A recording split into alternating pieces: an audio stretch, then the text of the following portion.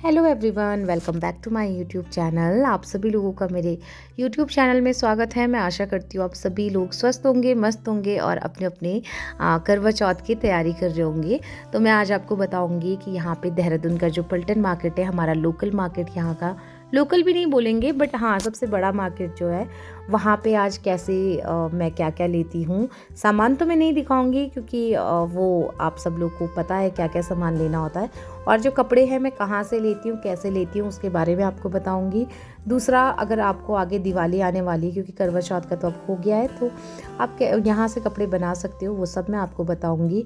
और देखिए, आप भीड़ देखिए, मतलब आज त्योहार के टाइम पे इतना खूबसूरत तो लगता ही है हमारा शहर, लेकिन भीड़ की आप बात करोगे तो बाप रे, बच्चों के साथ में जाना तो बहुत मुश्किल है। लेकिन अगर मार्केट का एक एक एरिया आप देखते ना, बहुत खूबसूरती से सजा हुआ था और बहुत सारा करवा चौथ के लिए नया नया कलेक्शन दिख रहा था, दुपट्टे लटके हुए थे, बहुत सुंदर लग रहा था। तो सबसे पहले यहाँ का जो मार्केट है कपड़ों का, वो है रामा मार्केट। यहाँ पे एक मिनी दुपट्टा स्टोर है, यहाँ पे आपको बहुत तरह के दुपट्टे मिल जाएंगे। हाँ, मुझे थोड़े से प्राइस ज़्यादा लगते हैं यहाँ पे, तो इसलिए मैं यहाँ से नहीं लेती हूँ। उसके बाद ये दूसरी दुकान शॉप है, यहाँ पे इनके दो शोरूम है, सत्यम एम्पोरियम के नाम से, सोभी वासु के नाम से भी है इनका। तो यहाँ से मैं अपने जितने भी कपड़े लेती हूँ मैं यहीं से ही बनवाती हूँ। और आप लोग एक बात का ध्यान रखिएगा, तो अगर आप किसी बुटीक से डायरेक्ट कपड़ा खरीद के वहीं पे सिलवाने देते हो ना, तो वो वहाँ पे आपको जो फैब्रिक आप लोगे वो वहाँ पे आपको महंगा पड़ेगा, और ऑब्वियसली उन लोगों का शोरूम का रेंट है, बिजली है, सब कुछ है, वो वहाँ पे ही कॉस्ट निकालेंगे, वो भी बिल्कुल जायज़ है। लेकिन अगर आपके उतना बजट नहीं है तो आप किसी भी लोकल मार्केट से फैब्रिक ले सकते हो। मैं इसी शॉप से फैब्रिक लेती हूँ। मैं आपको बाद में अपनी साड़ी कलेक्शन भी दिखाऊंगी। मैंने बहुत सारी साड़ियाँ खुद से डिज़ाइन करी हैं, खुद के लिए बनवाई हुई हैं फैब्रिक लेकर के। सूट वगैरह भी मैं खुद से बनवाती हूँ, तो यहीं से ही मैंने अपना करवा चौथ का भी सूट बनाया था, वो मैं आपको बाद में दिखाऊंगी। तो यहाँ पे इतना सुंदर सुंदर ये वेलवेट का फैब्रिक था और अलग अलग प्राइस थे सबके इनके। लेकिन अगर आप बाकी शॉप में, मार्केट की शॉप में जाओगे तो उनके कंपैरिजन में मुझे यहाँ के रेट ठीक लगे। तो बस उसके बाद मैं यहाँ पे चूड़ी मार्केट है वहाँ आ गई थी। तो फिर मेरी जो भी मेरी ड्रेस के साथ का मैचिंग चूड़ियाँ थी वो मैंने यहाँ से ली। और आप भीड़ देख रहे हो, ये करवा चौथ से अभी, मतलब कल करवा चौथ है, मैं आज ही ये व्लॉग ट्यूसडे को पोस्ट कर रही हूँ, बट उससे कुछ दिन पहले का व्लॉग था, वीडियो था ये। और आप भीड़ देखिए, 4-5 दिन पहले से लोग तैयारी कर रहे हैं। फिर यहाँ पे आप देख रहे होंगे इतने सुंदर सुंदर दिवाली के लिए भी ये फ्लावर्स वगैरह इन लोगों ने यहाँ पे लगाए हुए थे, और इनके रेट बाकी अब शोरूम्स के रेट से भी कम थे। पूरी मार्केट इतनी खूबसूरत हो रखी थी, मैं आपको क्या ही बताऊं। उसके बाद मैं यहाँ पे अपने लिए इयररिंग्स लेने के लिए गई। ये एक पलटन मार्केट में एक बहुत बड़ी शॉप है, तो मैं यहाँ से इयररिंग्स, हम लोग रेनू मुझे ले गई, रेनू मेरे साथ में थी, उन्होंने बोला इयररिंग्स देखते हैं। तो फिर हमने यहाँ पे देखे, तो ये शॉप यहाँ पे खादी बाज़ार है, वहाँ पर ये शॉप है। तो ब्राइडल वगैरह के भी सारी ज्वेलरी यहाँ पे मिलती है। फिर ना अब हम यहाँ से, हमें ये सब मटके वगैरह लेने थे। और मैं प्लीज़ एक बात आप लोगों से और बोलूँगी, यार प्लीज़ कोशिश करें कि ऐसे ना रोड साइड के किनारे जो ये लोग होते हैं, सेम चीज़ होती है, लेकिन आप अगर मॉल में मतलब शॉप में जाते हो, वहाँ पे ये 300 350 के ये मटके, ये जो भी थे पूरे, उनका सेट था। लेकिन यहाँ पे ये 50 रुपीज़ का ये मटकी और पूरा छन्नी, ये सब 50-50 रुपये की थी, बहुत अच्छी क्वालिटी में थी। मैंने भी यहाँ से ली, और मुझे बहुत दया लग गई। इनकी जो वाइफ थी वो प्रेग्नेंट थी, बेचारी रोड पे खड़ी हो रखी थी। प्लीज़ आप लोग भी कोशिश करें कि इन लोगों से ही खरीदें। जब बिन भैया ने मुझे बोला कि मेरी वाइफ सुबह से यहाँ पे मेरे साथ में खड़ी है, मुझे पता नहीं क्या क्या दिमाग में आ गया, मुझे इतना मेरा दिल भर गया ना कि मैंने इनसे खुद बोला, भैया अपने सामान का रेट थोड़ा सा बढ़ा दो आप प्लीज़। आप लोग भी यहीं से ही लें, इस ऐसे ही लोगों से लें, क्योंकि इन लोगों की रोज़ी रोटी हम ही से चलती है और अच्छी चीज़ें तो मिलती हैं। तो एक दिन के लिए हमें वो चीज़ यूज़ करनी है, तो क्यों ना हम इन लोगों की थोड़ी सी हेल्प कर दें। तो प्लीज़ आप भी ऐसे देखिएगा, इन लोगों से लीजिएगा। फिर उसके बाद हम थोड़ा सा यहाँ पे आए, गुलाब जामुन दिखे तो हमें लगा चलो ये भी खा लेते हैं, तो हमने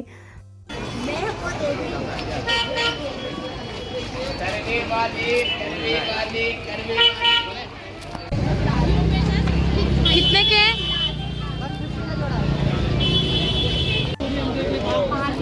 ये और में देखो सबसे नीचे लगे हैं वो लटकने वाले टाइप। उसके बाद ना यहाँ पे घुसी गली है, वहाँ पे इस तरह से आपको कपड़े लगे हुए मिलेंगे।